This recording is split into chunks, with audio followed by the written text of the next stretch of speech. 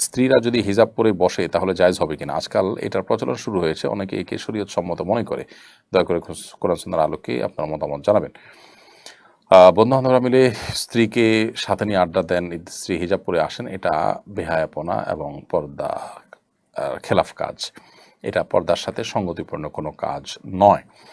কারণ আপনার স্ত্রী পরপুরুষের সামনে আসবেন, বসবেন, কথা বলবেন। এই যে কথা বলবেন, এই কথাটা নিশ্চয়ই একটু কোমল, একটু সুন্দরভাবে অন্যের সাথে কথা বলার চেষ্টা করবেন। এটাই পর্দার খেলাফ। আল্লাহ কোরআন কারিমে কিন্তু পরিষ্কারভাবে মেয়েদের কথা প্রসঙ্গে বলে দিয়েছেন যে তারা ফাহ্লা তাখদা'না বিল কওল, তারা কিন্তু কথাকে কোমল করে বলবে না পরপুরুষের সাথে যদি কথা বলতে হয়। তো এটা একটা বিষয়, এর খেলাফ হয়। আবার দ্বিতীয়ত হলো যে যতই হিজাব পরে আসুক না কেন, পরপুরুষের সামনে বা অনেকগুলো পুরুষের সামনে যদি নারী থাকে তখন তার শরীরের বিভিন্ন অংশ সেগুলো নানাভাবে হয় ফুটে ওঠে।